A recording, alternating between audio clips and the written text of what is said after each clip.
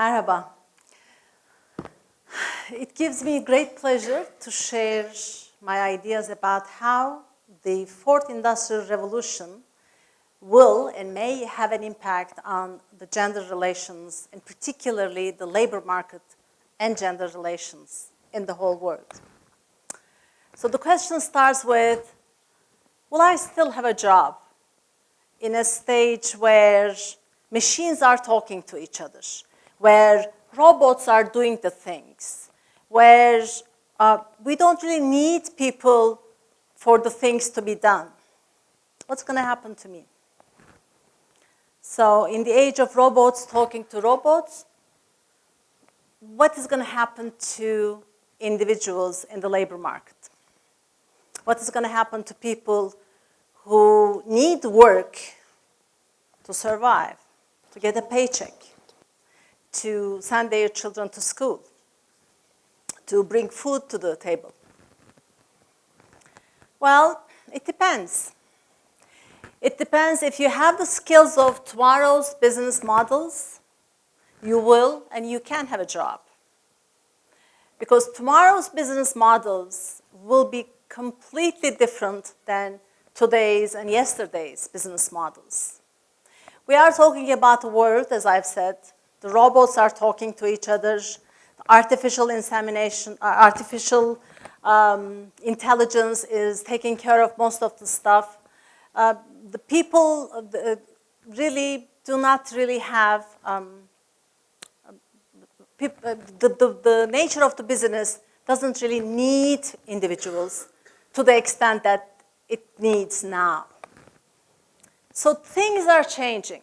In the fourth industrial revolution, or Industry 4.0, in tomorrow's business, things are changing. And I need to be ready for the change. People who are already in the labor market, who already have jobs, people who don't have jobs and getting education, people who are in mid-career, senior people, we all have to think about what will the Industry 4.0 or what will the new industrial relations and industrial revolution bring to us. Well, if I have to summarize, tomorrow's business models will be digitally based, globally planned and locally executed, flexible, sustainable, needs human connection, and most of the time there will be an increase in the pie of sharing economies. So the nature of economy will be different, and it will require these characteristics will require different set of skills. So either you are in a mid-career level or senior career level, or if you are just starting out.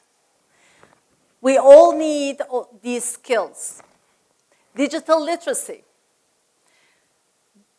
Well, in academia, it used to be people in my age would remember our professors asking their papers to be typed up by the secretaries. It's a totally new word now. Nobody types my papers anymore. So digital literacy is the key. Mobility is another key, because what type of skill is required here or there may be different. So you may not be able to live in the same city that you were born in.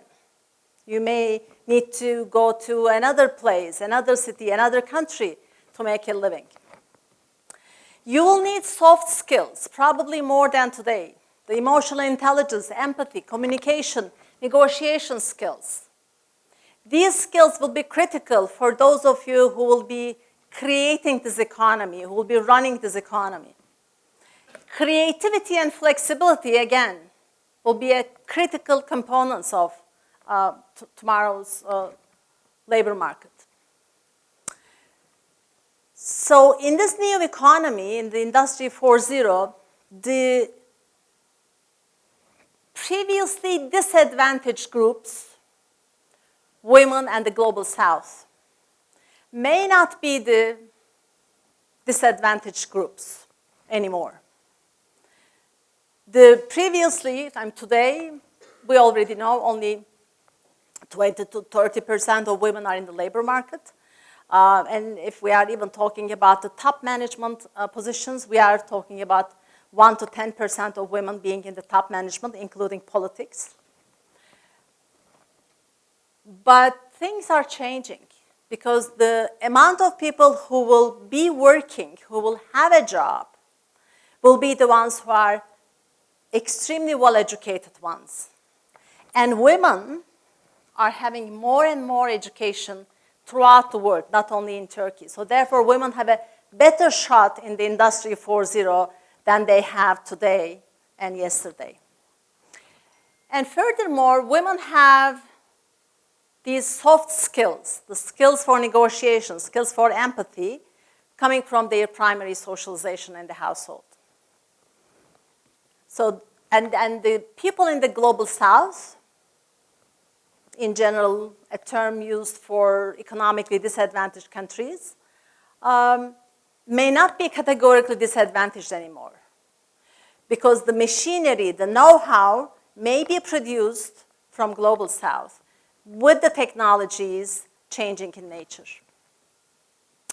So we are going towards sharing economies, which are more sustainable, which are digital, global, more ethical, indeed supranational. Airbnb and Uber are just two examples for that. And in this Industry 4.0, especially for the newcomers to the labor market, there will be new areas of work. I'm sure almost all of you have already heard STEM areas. The areas of science, technology, engineering, math. And now, the scientists are talking about the significance of art in it. So instead of STEM areas as the rising stars of all technologies and all fields, they are including arts to it. Because art brings creative solutions. Art enhances one's view to look at the complex problems from different angles. So therefore, the arts and humanities are becoming a major part of tomorrow's educations, or they are critical parts of the education of people who will be successful in the Industry 4.0. So what about inequalities? Well, already existing inequalities in the labor market, we already know of sociologists, between men and women, between poor and rich, between global south and global north, and you can go on and on and on. The good news is, in this Industry 4.0, the former disadvantaged groups may not be the future's disadvantaged. So there's a window of opportunity for women, global south, and particularly for youth. The bad news is, not everybody will have a job. The unemployment rate will be even worse. Why? Because robots will be doing things with other robots. So there will be small segment of population who will be in charge of making these robots or making these Internet of Things, controlling them, creating them, and organizing them. So there will be more need for further skilled people in STEM areas, and there will be a majority of population who will be lacking all these skills and cannot have access to. So that's why national and supranational bodies already are talking about basic wage for all to boost the economies and to prevent the security challenges. So what we need to do in order to have a job or to keep the job that we have, we need to learn how to sail in this new era. We need to invest in high quality education, especially in STEM areas, and we need to develop soft skills. You need soft skills because in this new era, you cannot just work in your own cubicle. You have to work with others, and therefore with others, sometimes people from other disciplines, people from other companies, people from other nations. So therefore, you need to have these soft skills to have this work easy for all of you. So future, well, definitely the future is going to be different than the past. So I suggest we all be ready for the change and buckle up. Thank you very much for listening.